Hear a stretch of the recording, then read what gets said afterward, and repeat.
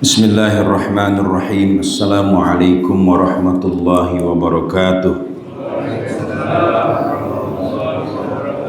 Alhamdulillahi rabbil alamin wa bihi nasta'in ala umurid dunya waddin. Thumma assalatu wassalamu ala sayyidil awwalin wal akhirin sayyidi wuludi adama yawmaddin sayyidina Muhammad wa ala alihi at-tayyibin wa ashabihil akramin wa man tabi'ahum bi ihsanin ila yaumiddin, amma ba'd. Faqala ta'ala bismillahirrahmanirrahim. Ya ayyuhalladzina amanu 'alaikum anfusakum la yadurrukum man dhalla idza ihtadaitum ila Allahi marji'ukum jami'an fayunabbi'ukum bima kuntum ta'malun. Sadaqallahul azim wa balaghana rasulullahin nabiyyul habibul karim wa nahnu ala dhalika minasyahidin. Allahumma inna nas'aluka ilman nafi'a wa nas'aluka rizqan tayyiba wa nas'aluka amalan mutaqabbala. Radina billahi rabba wa bil islami dina wa bi Muhammadin nabiyya wa rasulah.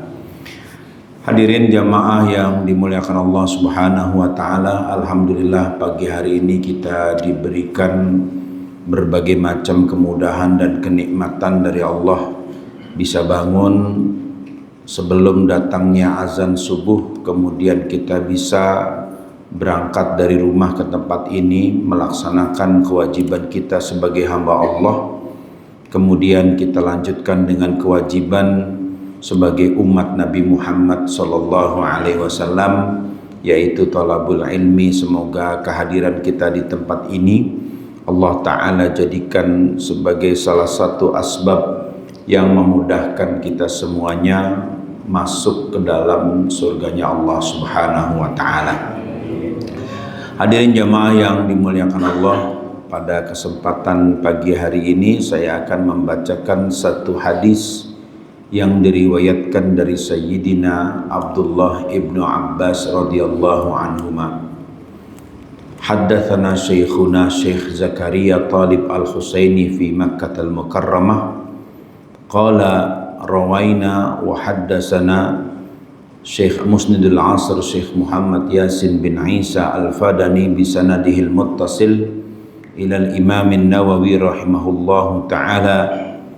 Wa rawal Imam An-Nawawi rahimahullahu ta'ala bisanadil muttasil an Abil Abbas Abdullah ibn Abbas radhiyallahu anhuma qala kuntu khalfan nabiyyi sallallahu alaihi wasallam yawman faqala ya ghulam inni uallimuka kalimatin ihfazillaha yahfazka ihfazillaha tajidhu tujahaka idza sa'alta fas'alillaha wa idza ista'anta fasta'in billah wa'lam anna al-ummata law ijtama'at ala an yanfa'uka bi syai'in lam yanfa'uka illa bi syai'in qad katabahu Allahu laka wa in ijtama'u ala an yadurruka bi syai'in lam yadurruka illa bi syai'in qad katabahu Allahu 'alaika rufi'atil aqlam wa jaffatis suhuf. Rawahu Tirmidzi wa qala hadithun hasan. Saya mendapatkan riwayat hadis ini dari guru saya Syekh Zakaria Talib Al-Makki, yang seorang ulama yang masih ada di kota Mekkah dan merupakan murid dari Syekh Muhammad Yasin bin Isa Al-Fadani, seorang ulama kelahiran Mekkah keturunan Padang atau Minangkabau. Beliau meriwayatkan secara sambung menyambung sampai kepada Al-Imam An-Nawawi radhiyallahu anhu, dan Imam An-Nawawi meriwayatkan secara sambung menyambung sampai kepada Sayyidina Abdullah ibnu Abbas radhiyallahu anhuma. dengan julukan Abul Abbas karena anak pertama bernama Abbas. Jadi Abdullah bin Abbas punya anak bernama Abbas, dan ini merupakan kelaziman di kalangan orang Arab menamakan anak dengan nama bapak atau nama kakeknya. Jadi Abdullah itu punya bapak namanya Abbas. Nah, Abdullah punya anak, dia kasih nama lagi Abbas. Jadi Abbas bin Abdullah bin Abbas. Jadi bolak-balik itu nama orang Arab seperti itu. Jarang kita lihat atau kita dengar orang Indonesia menamakan anak dengan nama bapaknya, itu jarang. Tapi kalau orang Arab itu biasa. Ada Raja Saudi Arabia namanya Fahad. Fahad ini abangnya Raja Salman, tapi beda ibu. Karena Raja Abdul Aziz, bapak dari semua Raja Saudi ini, pernah kawin dengan 40 orang perempuan. Jadi nikah dengan 40 orang perempuan dari 40 suku. Jadi semua kabilah atau semua suku di daratan Jazirah itu dinikahi oleh Raja Abdul Aziz. Kenapa semuanya dinikahi? Tujuannya supaya tidak berontak. Maka semuanya itu dinikahi sehingga tidak ada pemberontakan. Maka dalam pandangan semua suku itu, mereka tetap mendukung kerajaan karena menganggap raja adalah menantunya.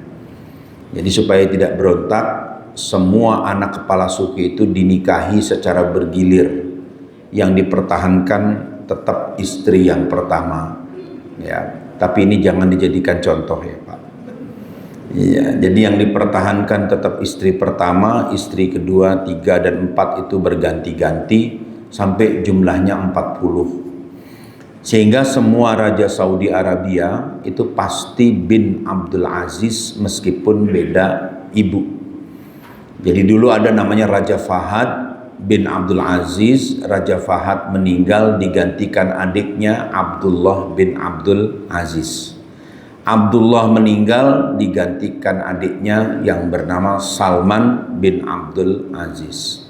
Nah, Salman ini punya adik namanya Mugrin bin Abdul Aziz, dan harusnya setelah Raja Salman meninggal, maka penggantinya putra mahkota adalah Mugrin bin Abdul Aziz. Tetapi ini ada masalah politik di Saudi. Salman menunjuk anaknya Muhammad bin Salman, dan ini ada kemungkinan terjadi perang saudara di Saudi Arabia pasca meninggalnya Raja Salman bin Abdul Aziz. Hadirin jamaah yang dimuliakan Allah, Raja Fahad itu punya anak namanya Abdul Aziz. Jadi beliau bapaknya bernama Abdul Aziz, punya anak namanya Abdul Aziz. Abdul Aziz ini punya anak atau cucu Raja Fahad namanya Fahad juga. Jadi diulang-ulang namanya Fahad bin Abdul Aziz bin Fahad bin Abdul Aziz. Bolak-balik tuh orang Arab begitu. Jadi suka dengan satu nama. Kenapa diulang nama orang tuanya? Yang pertama sebagai bentuk cinta kepada orang tua. Maka diulang lagi sehingga seolah-olah bapaknya hidup lagi dengan namanya diberikan.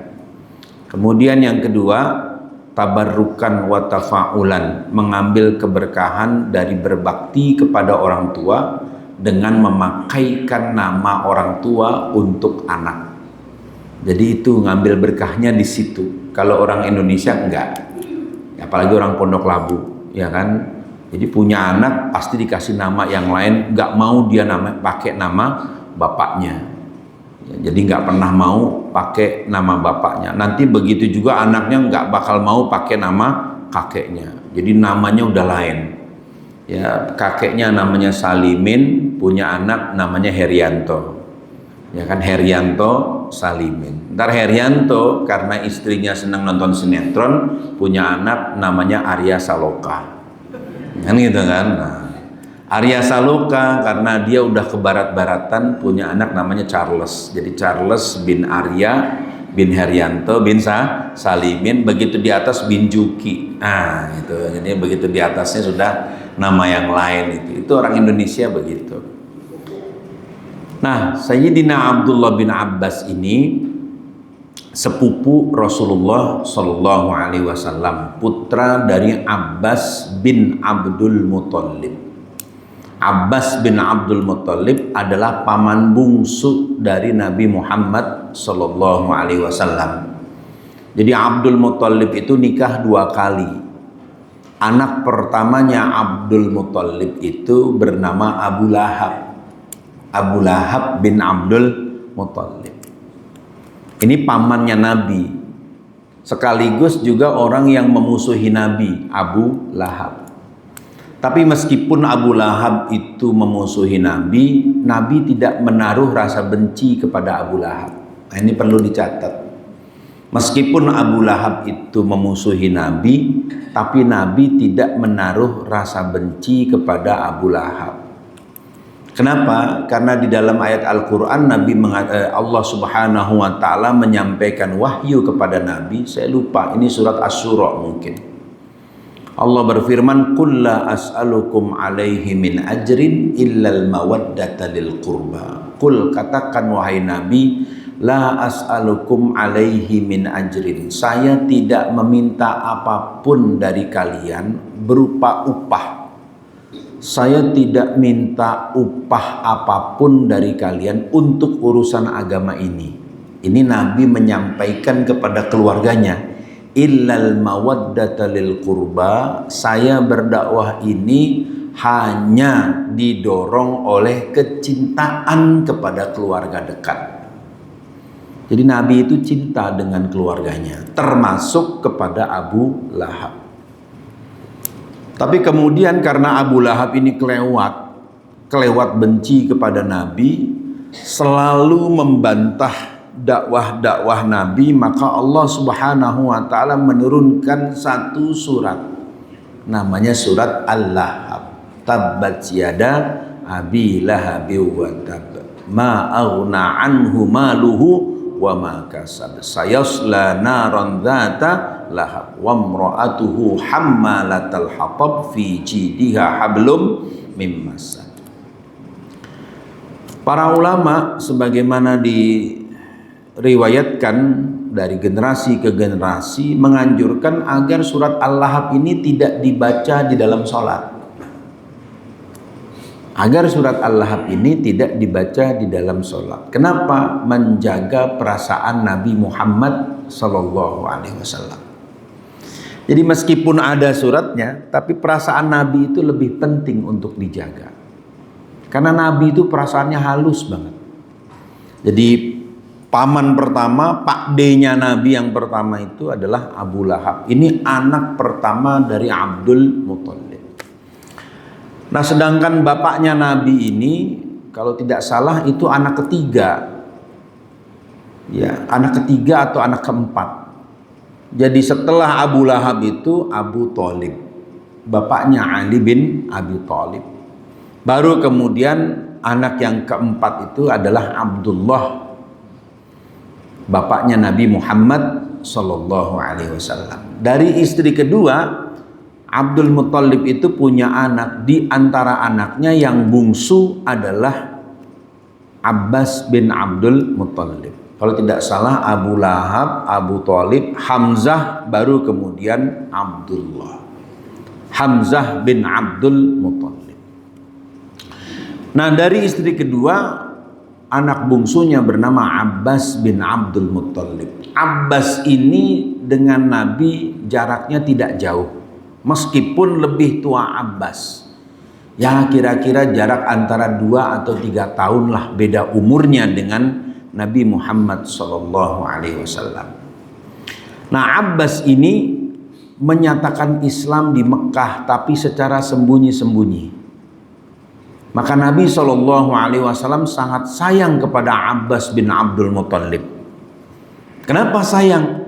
Karena inilah satu-satunya paman yang hidup pada masa Nabi masih ada dan beriman kepada Nabi Muhammad Sallallahu Alaihi Wasallam, sehingga Nabi sangat sayang kepada Abbas bin Abdul Muthalib. Nah, saking sayangnya Nabi kepada Abbas bin Abdul Muthalib, para sahabat menghormati Abbas bin Abdul Muthalib. Sampai-sampai Umar bin Khattab radhiyallahu anhu itu kalau bertemu dengan Abbas di jalan, maka beliau mempersilahkan lebih dulu Abbas untuk jalan. Kenapa? Karena Nabi menghormati Abbas atau Nabi mencintai Abbas bin Abdul Muthalib. Ini di antara akhlak para sahabat, yaitu menghormati orang-orang yang dicintai oleh Nabi Muhammad sallallahu alaihi wasallam.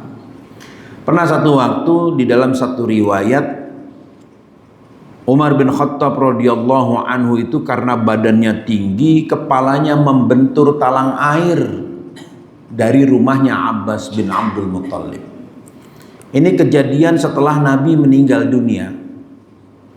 Jadi kepalanya itu terbentur karena tinggi badannya Umar itu hampir 2 meter. Tinggi Umar bin Khattab radhiyallahu anhu. Jadi ketika dia lewat rumahnya Abbas bin Abdul Muthalib, kepalanya terbentur talang air. Maka kemudian talang air itu digeser oleh Umar bin Khattab supaya nggak membentur kepala Umar. Ketika Umar menggeser talang itu, Abbas melihat. Kata Abbas, kenapa digeser? Kata Umar bin Khattab, ini kepala saya terbentur talang air. Ini masangnya gimana nih, kata Umar. Kok sampai menjorok ke arah jalan sehingga kepala saya kena. Kata Abbas bin Abdul Muthalib, itu yang masang Rasulullah sallallahu alaihi wasallam. Begitu dikasih tahu yang masang talang air itu Nabi, maka kata Umar, pasang lagi deh, balikin lagi posisinya. Ini injek nih bahu saya. Umar langsung jongkok minta Abbas untuk injek punggungnya. Injek punggung saya. Jadikan ini sebagai tangga supaya bisa memperbaiki talang air itu. Itu saking hormatnya Umar bin Khattab kepada Rasulullah sallallahu alaihi wasallam. Jadi begitu tahu, dikasih informasi bahwa talang itu yang masang Nabi, kata Umar, ya kan, pasang lagi, kembalikan lagi posisinya, sebagai hukumannya injak pundak saya supaya kamu bisa naik memasang kembali talang air itu. Jadi ketakutan begitu dikasih tahu itu yang masang Rasulullah sallallahu alaihi wasallam. Nah, Abbas bin Abdul Muthalib ini adalah orang yang selalu namanya disebut oleh Abu Bakar dan Umar kalau berdoa minta hujan. Jadi Madinah pernah mengalami kekeringan. Sebagaimana diriwayatkan oleh Imam Bukhari, ketika setelah selesai sholat istisqa, sholat minta hujan, Umar bin Khattab radhiyallahu anhu berdoa, Allahumma kunna natawassalu ilaika binabiyyika. Ya Allah, dulu kami bertawassul menyebut nama nabimu supaya turun hujan. Wa natawassalu ilaika bi'ammi nabiyyikal Abbas. Dan sekarang kami berdoa bertawassul dengan nama paman nabimu yaitu Abbas. Fasqina, turunkan kami hujan. Fasuqina, lalu kemudian turunlah hujan setelah Umar bin Khattab radhiyallahu anhu menyebut nama Sayyidina Abbas bin Abdul Muthalib. Jadi dulu kalau berdoa istisqa, Nabi selalu berdoa, maka qabul doa Nabi. Nabinya meninggal, tinggal ada Abbas. Maka Umar menyebut, Allahumma inna natawassalu ilaika bi'ammi nabiyyika. Ada Abbasnya di situ. Ya Allah, ini ada paman dari orang yang engkau cintai. Jangan sampai dia mati kekeringan.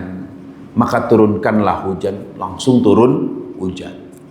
Itu nyebut nama Abbas bin Abdul Muthalib. Nah, anak-anaknya Abbas ini dekat dengan Nabi Shallallahu Alaihi Wasallam. Sampai-sampai ketika Nabi Shallallahu Alaihi Wasallam wafat, yang memandikan jenazah bukan Abu Bakar, bukan Umar, bukan Utsman, bukan sahabat yang lain. Yang memandikan jenazahnya adalah putra-putra Abbas bin Abdul Muthalib. Yang memandikan jenazah Nabi Al-Fadl bin Abbas, lalu Al-Qusam bin Abbas, kemudian Ali bin Abi Thalib radhiyallahu an. 3 orang yang memandikan jenazah Nabi. Al-Fadl bin Abbas, Al-Qusam bin Abbas, dan Ali bin Abi Thalib radhiyallahu an. Ini menandakan bahwa orang terdekatnya Nabi itu. Kenapa? Karena dia boleh melihat auratnya Nabi Muhammad sallallahu alaihi wasallam. Jadi aurat itu hanya boleh dilihat oleh orang yang paling dekat. Istri boleh lihat aurat. Nanti anak, kalau kita mati, anak kita yang melihat aurat. Anak kita itu yang melihat auratnya. Karena orang meninggal telanjang, nggak pakai baju. Ya, jangan sampai jenazah kita dimandikan oleh orang lain, jangan sampai. Jadi Nabi SAW wafat, yang memandikan jenazahnya adalah orang yang paling dekat.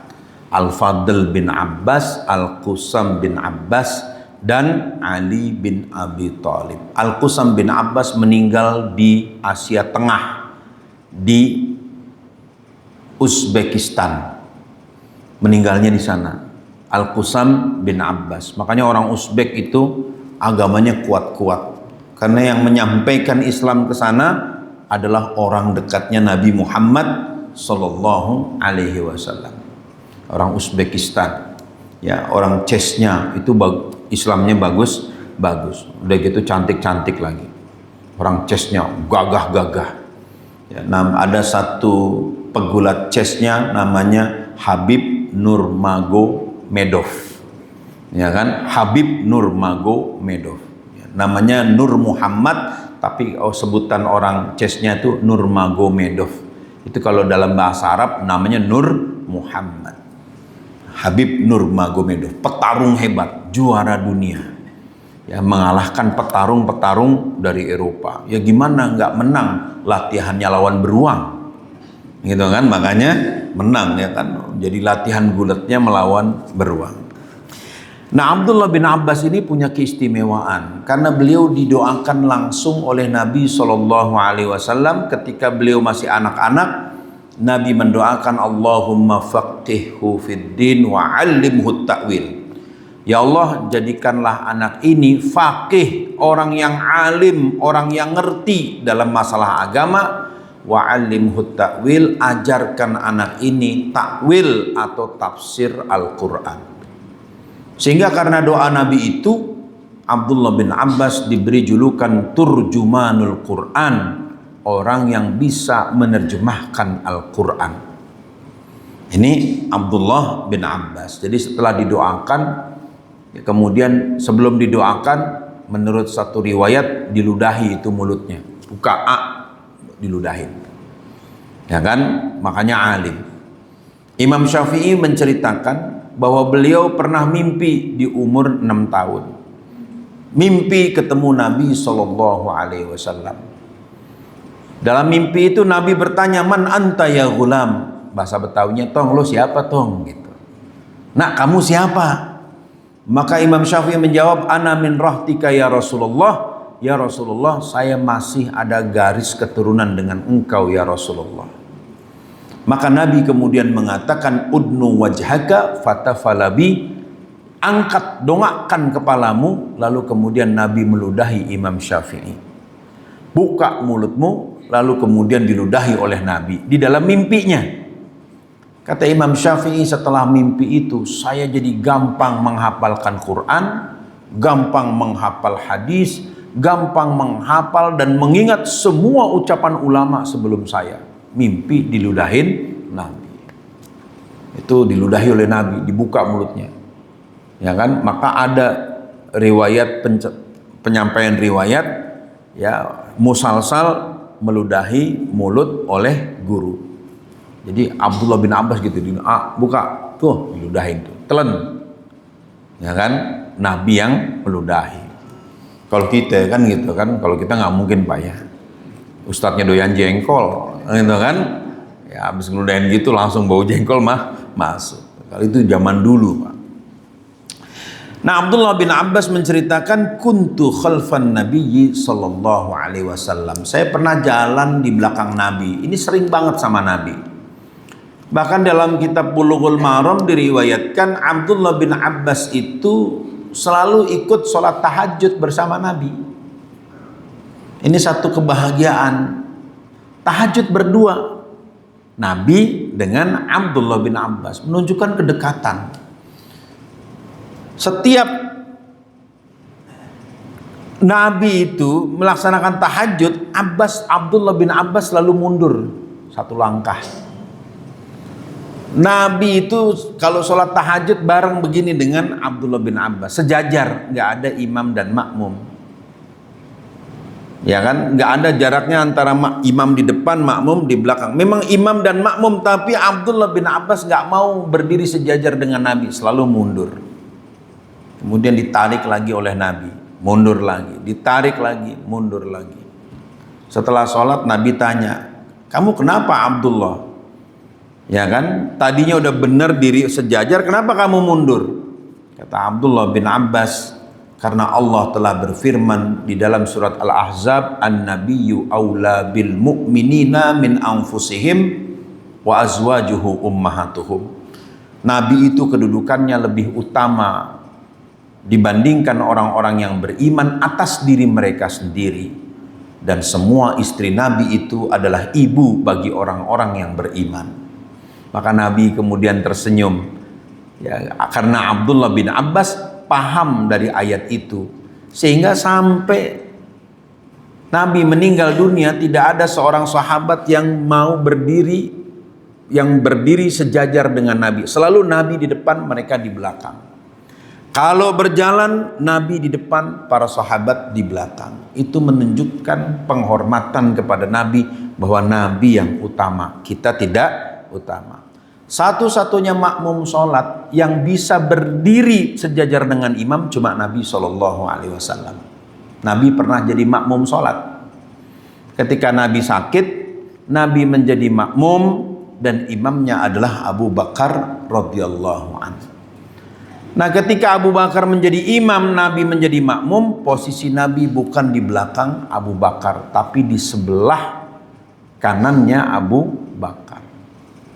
Jadi Nabi itu satu-satunya makmum yang tidak berdiri di belakang imam. Karena ayat itu An-Nabiyyu aula bil mu'minina min anfusihim. Nabi itu kedudukannya lebih utama dibandingkan orang-orang yang beriman. Jadi kata Sayyidina Abdullah bin Abbas, saya pernah jalan di belakang Nabi SAW. Tiba-tiba Nabi mengatakan, inni u'allimuka kalimatin. Abdullah, saya ajarkan kamu beberapa pesan. Apa pesan yang pertama? Ihfazillaha yahfazka. Jagalah Allah, kalau diterjemahkan pasti Allah menjagamu. Ini maksudnya bagaimana menjaga Allah? Allah itu nggak perlu dijaga. Kenapa? Karena Allah itu hafiz. Allah itu yang maha menjaga. Jadi Allah nggak perlu dijaga. Ada satu ayat di dalam Al-Quran, Fallahu khairan hafizan wa huwa arhamur rahimin.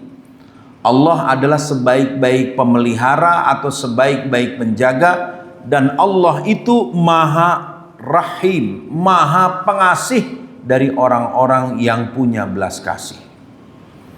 Ini ada satu kebiasaan di kalangan ulama, kalau ada pengantin baru saja akad nikah, maka si suaminya itu diajarkan untuk memegang kepala istrinya sambil membaca Fallahu khairan hafizan wa huwa arhamur rahimin. 3 kali, Fallahu khairan hafizan wa huwa arhamur rahimin. Artinya menyerahkan penjagaan keluarga kepada Allah Subhanahu wa ta'ala. Itu. Jadi kalau yang belum, ntar di rumah bapak lakukan itu ke istrinya. Fallahu khairan hafizan wa huwa arhamur rahimin. Anggap aja baru akad nikah. Itu aja kan, anggap aja baru akad nikah. Fallahu khairan hafizan wa huwa arhamur rahim. Apa maksud dari kalimat ihfazillaha? Memang bahasa Arab itu suka menyingkat-nyingkat. Makanya penting yang namanya takwil. Takwil itu supaya kita tidak keliru di dalam memahami ayat atau di dalam memahami hadis. Ihfazillaha, bukan Allah yang dijaga. Yang dijaga adalah amanah Allah.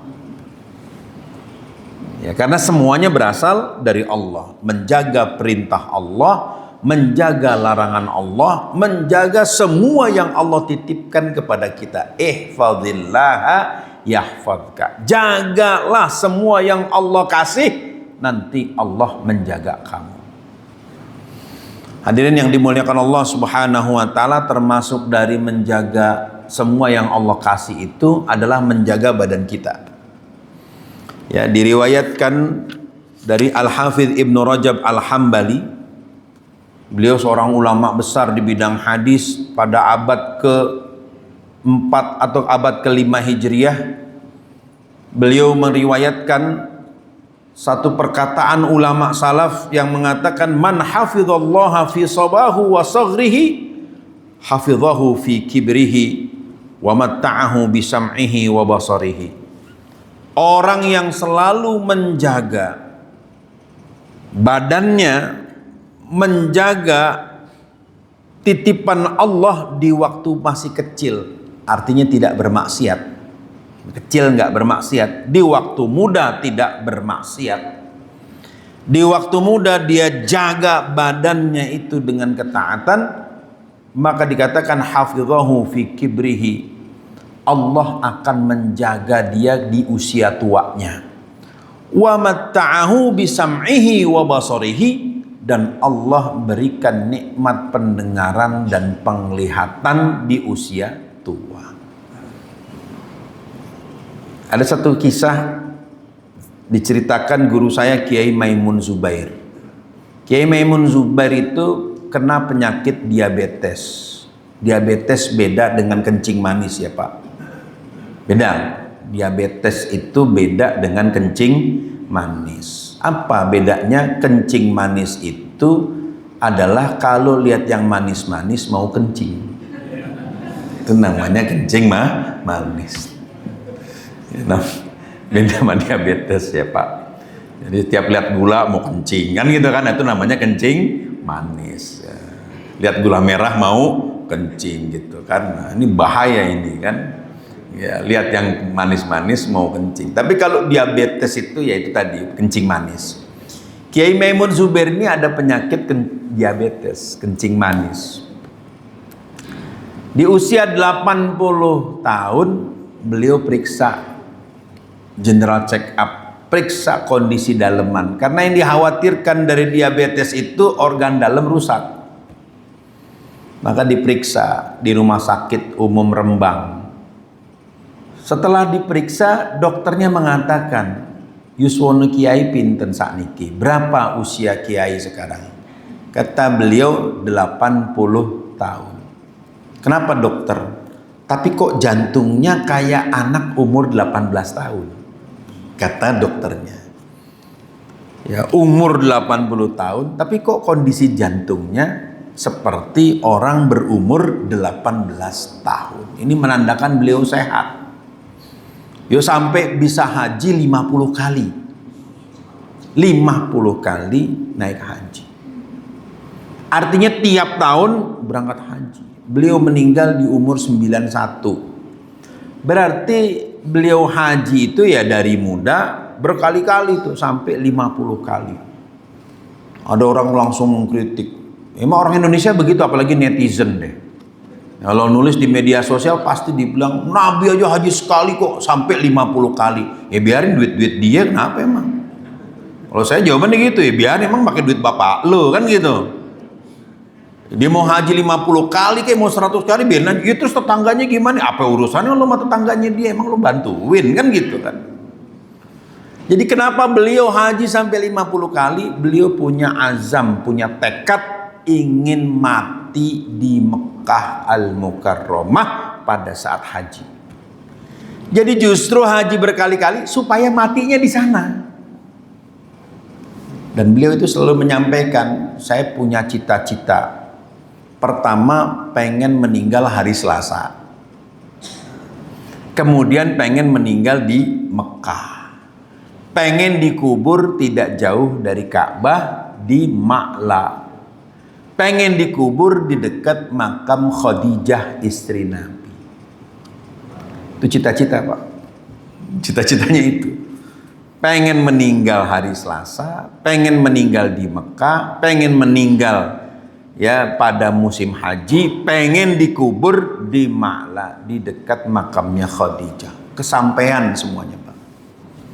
Jadi kalau ada orang meninggal, mau meninggal itu bikin permintaan dan dikabulkan, yaitu Kiai Maimun Zubair. Kenapa pengen dimakamkan dekat dengan Khadijah? Karena memang di dunia dan di akhirat kita itu harus milih teman dan milih tetangga. Jadi beliau pengen kalau meninggal itu dekat dengan makamnya Khadijah. Supaya apa? Syafaatnya beliau dapat. Karena Rasulullah Shallallahu Alaihi Wasallam sangat cinta kepada Khadijah. Saking cintanya Nabi kepada Khadijah, Nabi itu menjanjikan sorga untuk Khadijah. Sorga buat Khadijah. Sorga buat Khadijah. Dan Nabi menyebutkan bahwa setelah Nabi dibangkitkan nanti di hari kiamat, Nabi akan membangunkan Abu Bakar dan Umar. Lalu setelah itu Nabi akan membangunkan semua orang yang dimakamkan di Baqi di Madinah. Setelah itu kata Nabi, aku berjalan menuju Mekah membangunkan orang-orang yang dikubur di Ma'la, termasuk Khadijah. Jadi siapa yang dibangunkan di hari kiamat sesudah Nabi, berarti orang ini mendapatkan hisab yang gampang, mendapatkan hisab yang mudah.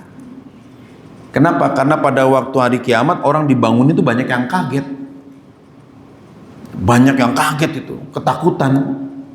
Tapi orang yang dimakamkan di Baqi, orang yang dimakamkan di Ma'la, dibangunkan di hari kiamat itu senang, gembira. Hadza ma wa'adar rahmanu wa sadaqal mursalun. Inilah yang dijanjikan oleh Allah dan telah benar janji orang-orang atau para rasul yang dikirim oleh Allah. Senang dia. Hadza ma wa'adar rahmanu wa sadaqal mursalun.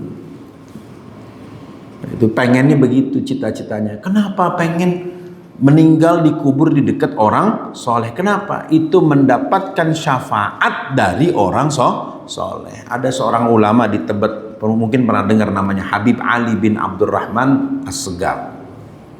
Itu sebelum meninggal beliau bilang, jangan makamkan saya, kalau saya mati jangan dikubur di TPU. Bukan saya anti, bukan. Kenapa? Kagak jelas kanan kiri saya.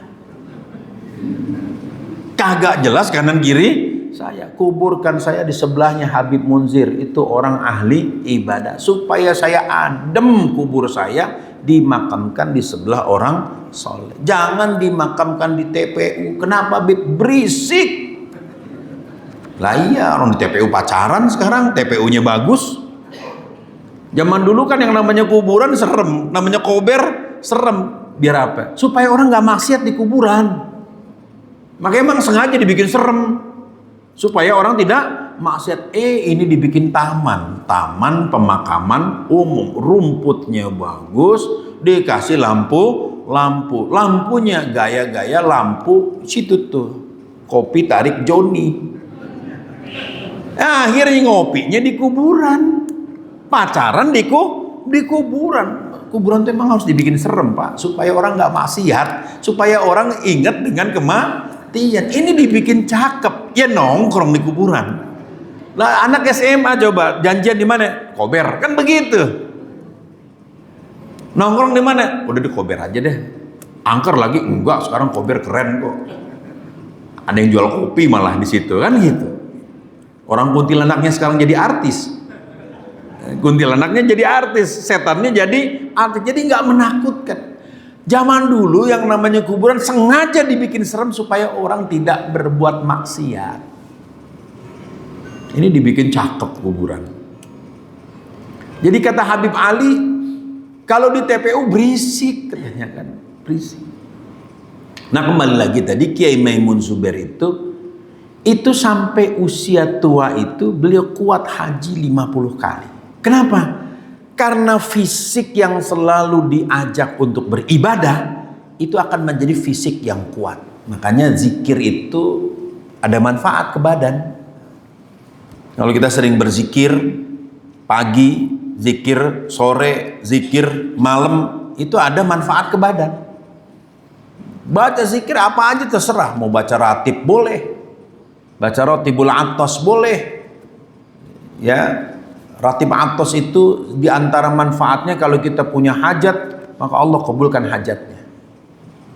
Kalau kita baca ratib al-atos yang disusun oleh Habib Umar bin Abdurrahman al-Attas, itu beberapa kalimat-kalimat zikir dari hadis dimasukkan ke situ. Dan doa orang-orang soleh dimasukkan ke situ. Jadi kita tabarrukan ngambil keberkahan dari doanya orang yang soleh. Nah, dikatakan kalau kita bisa jaga badan di waktu muda, maka di waktu tua Allah akan jaga itu. Pendengarannya masih bagus, penglihatannya masih bagus, gitu kan? Tua nggak budeg, ya kan? Karena biasanya kalau udah tua budeg, Pak. Apalagi kalau ditagih utang, udah budeg nggak denger aja, Pak, gitu kan? Ada yang model begitu. Hah? Kumat. Ada itu kan.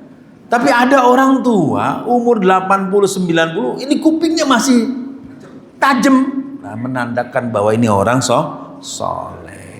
Jadi kita ini kalau ngelihat orang tua soleh, rajin ibadah, ya dianjurkan cium tangannya. Ngapain? Ngambil keberkahan dari kesolehannya supaya nular kesolehannya. Itu maksudnya. Ya kan? Jadi cium tangan juga lihat-lihat dulu. Jangan semua dicium tangan gitu loh. Tukang main gaple tangannya dicium. Yo bau gaple kan gitu kan? Gitu. Ketemu 9 naga cium tangan kan gitu kan? Ya barokahnya bukan barokah yang bener gitu kan? Ya. Hadirin yang dimuliakan Allah Subhanahu wa taala, kemudian Nabi mengatakan lagi, ihfadillaha tajidhu tujahaka. Jaga semua yang Allah titipkan, nanti Allah selalu membarengi kamu. Ada satu kisah dari seorang sufi, ya, seorang perempuan namanya Robi'ah al-Adawiyah. Ini orang yang hidup di abad kedua Hijriah. Ya, menurut kabar beliau itu tadinya pelacur, menurut satu riwayat. Tapi ada yang mengatakan Adawiyah ini awalnya dia adalah seorang artis biduan. Tobat hijrah dia. Dia nggak mau lagi dia dekat-dekat yang namanya kesenangan dunia. Tobat, betul-betul tobat. Jadi ahli ibadah. Ya kan? Karena dia jadi ahli ibadah, sehingga dia kalau ada orang mau melamar kriterianya susah. Apa kriterianya? Apakah dengan kamu cinta, apakah dengan kamu mengawini aku tidak membuat aku berpaling dari Allah? Ya susah. Susahnya bukan karena mas kawinnya minta mahal, bukan. Perempuan suka dengan mas kawin, tapi nggak suka mas kawin lagi. Betul ya? Hah? Kebalik. Loh iya kan, perempuan suka dikasih mas kawin, tapi nggak suka mas kawin lagi, itu nggak suka. Kawin maning ya. Jadi bukan karena mas kawinnya mahal, bukan. Ini calon suami bisa nggak menjawab pertanyaan, apakah dengan kamu menikahi aku bisa membuat aku tidak berpaling kepada Allah? Waduh, susah. Tidak bisa membuat aku berpaling dari Allah, bisa nggak? Ya kan, ya karena indohoy kan gitu kan, kalau malam tuh indohoy. Indohoy itu apa sih? Kalau bahasa Belanda indohoy itu artinya di kandang kuda. Indohoy. Kata orang Sunda, kernaun ker indohoy tambah ker indohoy. Karena dulu orang Sunda kerja kepada orang Belanda, ya kan, kalau pacaran nggak berani di depan majikan, pacarannya di kandang kuda, gitu kan. Eta kernaun, eta ker indohoy kan gitu kan. Ya, Gitu. Nah jadi kalau suami istri itu dia sedang bercengkrama gitu kan, sedang mesra-mesraan, pertanyaannya ingat Allah apa enggak? Memang kalau kita ibadah Bu, ya saking khusyuknya ibadah itu udah nggak suka lagi yang namanya dunia. Ya rajin puasa gitu kan, puasa sunnah, kemudian rajin tahajud, zikir, itu hasrat dunianya tuh jadi hilang. Kenapa? Karena Allah ganti hasrat dunia dengan nikmat dalam beribadah. Kok kayak enak, ya hati tenang gitu kan, nggak kepikiran utang, itu tenang kalau orang ibadah itu. Maka kalau karena ibadah yang nikmat itu kita rasakan doa tuh kabul, dan biasanya memang doa kabul dari orang-orang yang nggak punya keinginan. Doa itu dikabulkan dari orang-orang yang nggak punya keinginan, ya kan? Jadi yang mendoakan presiden itu bukan orang yang pengen jadi presiden, tapi kalau yang mendoakan orang pengen jadi presiden juga nggak kabul doanya. Kenapa? Saingan sampean sama saya, kan gitu kan? Masa saya doakan sampean, nggak mungkin.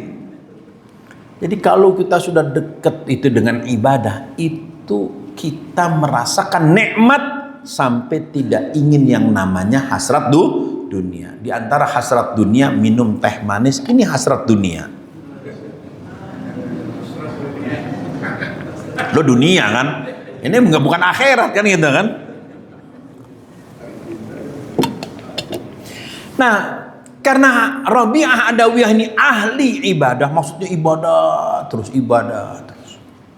Puasa, ibadah, puasa, tahajud gitu kan, sampai dia nggak nikah. Dia tidak menikah sampai meninggal dunia. Satu waktu ketika beliau sedang tidur karena capek melaksanakan sholat tahajud, masuk maling, pencuri ke dalam rumahnya. Walaupun begitu Rabi'ah Adawiyah masih punya harta. Harta-harta yang dulu dikumpulkan itu masih ada di rumahnya. Nah ketika pencuri masuk, Rabi'ah lagi tidur. Rabi'ah tidur, itu pencuri waktu mau ngambil barangnya Rabi'ah, tiba-tiba ada yang bisikin, ambil aja, ya kan? Anggap saja tidak ada yang melihat kamu. Itu pencuri kaget. Ini saya mau ngambil barang kok ada yang bisikin. Kalau mau ambil aja katanya kan, anggap nggak ada yang lihat. Berarti kan ada yang lihat. Itu merinding, gemeteran itu. Itu nggak pakai CCTV itu. Rabi'ahnya tidur. Ambil saja. Anggap nggak ada yang melihat. Gemeteran itu, saking gemeteran jatuh tuh barang. Kubra. Bangunlah Rabi'ah Al-Adawiyah. Kamu ngapain? Ketakutan ini. Maling ini, ampuni saya, maafkan saya nggak akan masuk. Keluar. Nggak dimarahin, ngomong pelan-pelan, keluar. Ya kan, semoga Allah mengampuni kamu. Ini adalah satu pembuktian dari hadis Rasulullah, ihfazillaha tajidhu tujahaka. Jaga semua yang Allah kasih kepada kamu, nanti Allah membersamai kamu. Makanya orang zaman dulu Pak, itu ngadepin binatang buas itu nggak takut. Kenapa? Karena dia takut kepada Allah. Siapa yang takut kepada Allah, maka Allah jadikan semua yang ada di alam ini takut kepada dia. Ada satu tarekat di Mesir namanya tarekat Rifa'iyah. Kelompok zikir namanya kelompok zikir Rifa'iyah. Itu kalau nangkap ular kobra Pak, ya, anggota majelis zikir itu kalau nangkep ular kobra itu dipegang ekornya, kemudian langsung ucapkan la ilaha illallah. Ular takutlah dengan la ilaha illallah. Itu ular kobranya langsung lemes Pak, langsung kaku Pak, ya kan? Dipegang nggak ngelawan, gampang dimasukin ke kantong. Cuma ngucapin la ilaha illallah, ular ucapkan takutlah dengan la ilaha illallah. Itu ularnya ketakutan Pak, langsung lemes. Dipegang nggak ngelawan, ular kobra. Coba kita amalin Pak.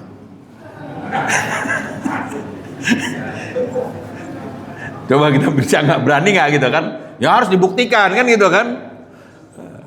Kalau masih dipatok berarti nggak ikhlas kita ngucapin la ilaha illallah. Udah gitu aja gitu kan. Ya paling luka gitu kan, tersengat racun. Itu di Mesir begitu. Kenapa? Karena berangkat dari keyakinan. Takut kepada Allah. Jadi kalau memang kita takut kepada Allah, maka Allah tundukkan semua yang menakutkan itu. Sehingga kenapa dulu ulama itu harismanya luar biasa yang namanya ulama itu. Ya, saya melihat ulama zaman dulu beda dengan ulama zaman sekarang. Kenapa? Karena rasa takutnya sangat besar kepada Allah. Ulama zaman dulu itu kita mandang mukanya nggak berani, nunduk aja. Kenapa? Sorot matanya itu adalah sorot mata yang sering menangis karena Allah. Yang kedua, ulama zaman dulu nggak pernah bikin proposal. Kalau udah bikin proposal, Pak, apalagi kalau ceramah, ya siapa yang mau santunan nih, saya lagi bangun, kan gitu kan begini, udah tuh Pak, itu hilang wibawanya. Sunan Kalijaga pernah mengatakan, tondone kiamat iku papat, kaping siji tondone kiamat itu yen kiai wis ilang keramate, kaping pindo tondone kiamat yen kali wis ilang kedunge, tondone kiamat yen pasar wis ilang kumandange, tondone kiamat iku yen wong wadon wis ilang wirange.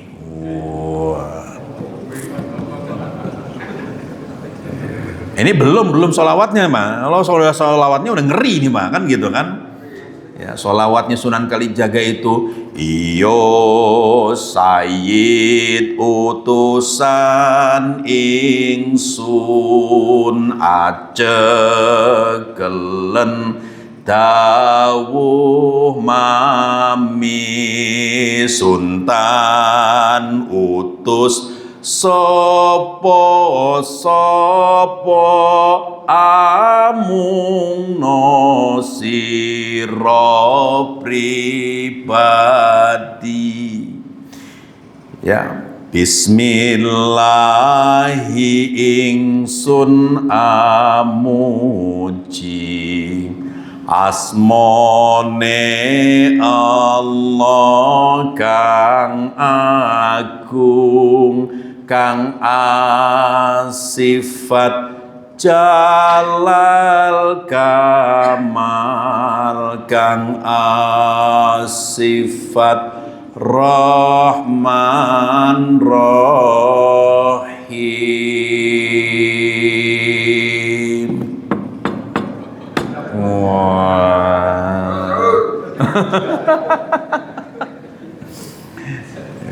Tandanya kiamat itu ada 4 kata Sunan Kalijaga. Yang pertama, yen kiai wes ilang keramate. Kalau kiai sudah hilang keramatnya, apa keramatnya? Wibawanya. Makanya kiai sekarang keramatnya bukan di kiai tapi di jalan keramat. Keramatnya udah pindah ke jalan, bukan di kiainya lagi. Keramat sentiong, nah, masih untung bukan keramat tunggak, udah gitu aja. Ya, masih keramat itu. Jadi kalau kiai sudah hilang keramatnya itu tanda kiamat. Maksudnya kalau tokoh agama sudah tidak punya wibawa, itu kiamat makin dekat. Nah, ini ngeri, Pak. Ya, ngeri kalau udah nggak ada wibawanya ini kan. Wis hilang keramatnya udah. Ya kan, kiai karo garangan kok podo ae, kan gitu kan. Kiai kok gayane kok kayak garangan, kan gitu kan. Garangan itu ya orang nggak bener gitu. Nah, ini ngeri, Pak. Terus yang kedua, kalau kali sudah hilang kedung. Apa kedung itu? Betawinya kedung itu apa? Kedung, orang Sunda nyebutnya lewi. Ya, kedung. Kalau kali udah nggak ada kedungnya, nah itu tanda kiamat. Ya, kedung itu tempat di mana ikan nyimpan telur. Jadi ikan itu kalau bertelur, telurnya ditaruh di kedung, dari kemudian menetas, lahirlah anak-anak ikan. Sekarang kedungnya nggak ada. Kenapa? Airnya disedot untuk air mineral. Ini untung air anget nih, bukan air mineral. Kalau ada di sini botol mineral, itu tanda kiamat ini. Yang ketiga, tandanya kiamat kalau pasar nggak lagi berisik. Nah, pasar udah nggak berisik. Kenapa? Udah pindah ke depan pagar. Shopee, paket untuk Ibu Yanti. Nah, itu udah berubah itu kan. Pasarnya sudah nggak lagi berisik. Pasar Pondok Labu masih berisik nggak? Masih ya? Nah, masih lama kiamatnya berarti. Tapi kalau udah nggak berisik, nah itu bentar lagi kiamat. Yang keempat, kalau perempuan sudah hilang rasa malunya, itu tandanya kiamat. Sekarang udah mulai kelihatan majelis taklim ibu-ibu apa-apa foto. Ustaz foto dulu yuk, kan gitu kan, foto. Dan kenapa kalau foto ibu-ibu selalu ada begininya? Ya, selalu ada begininya. Ini ibu-ibu ceria, komplek kesehatan begini. Nah, itu. Nah, komplek degradi ada lagi begini. Nah, itu. Ya, ibu-ibu PNS guru begini. Nah, itu ada gayanya itu, saya amati itu gitu kan. Pengamat ibu-ibu juga saya ini ya. Ya, hadirin yang dimuliakan Allah itu makanya hati-hati ya kan. Ihfadillah tajidhu tujahaka. Jaga semua titipan Allah, nanti Allah akan membersamai kita. Ya, jadi jangan lepas zikir, jangan lepas ibadah, ya jangan pernah lepas ya amalan-amalan yang memang kita biasa lakukan, baca Quran. Ya, jangan pernah kita tinggalkan. Silaturahmi juga salah satu amalan yang membuat doa kita itu dikabulkan oleh Allah Subhanahu wa taala. Saya kira demikian yang bisa disampaikan pada kesempatan pagi hari ini. Semoga ini bermanfaat buat kita semuanya. Ya, mohon maaf nggak bisa lama-lama karena saya masih ada kegiatan lagi setelah jam 7. Bismillahirrahmanirrahim. Alhamdulillahirabbil alamin. Allahumma anfa'na bima 'allamtana wa 'allimna ilman yanfa'una wa na'udzubika min ilmin la yanfa'una. Allahumma hdina bihudak waj'alna mimman yusari'u fi ridhak wa la tuwallina waliyan siwak wa la taj'alna mimman khalafa amraka wa 'asak. Hasbunallahu wa ni'mal wakil, ni'mal maula wa ni'man nasir. Allahumma inna nas'aluka mujibati rahmatik wa azaima maghfiratik wassalamata min kulli ismin wal ghanimata min kulli birrin wal fawza bil jannah wan najata minan nar warzuqnal jannata bighairi hisab warzuqna kamalal mutaba'ati lin nabiyyi sallallahu alaihi wasallam warzuqna ziyarata haramika fi Makkatal Mukarramah warzuqna ziyarata harami nabiyyika syarifil Madinatil Munawwarah lil haji wal umrati ajilan ghaira ajilin ajilan ghaira ajilin ya arhamar rahimin. Sallallahu ala sayyidina Muhammad wa ala alihi wa sahbihi wasallam. Subhana rabbika rabbil izzati amma yasifun wa salamun alal mursalin walhamdulillahi rabbil alamin. Subhanakallahumma wa bihamdika asyhadu an la ilaha illa anta astaghfiruka wa atubu ilaik. Wassalamualaikum warahmatullahi wabarakatuh.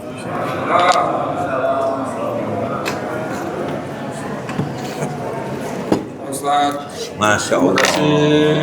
Dapat ilmu banyak terus dengan Allah. Terus diberkati. Amin amin. Aku.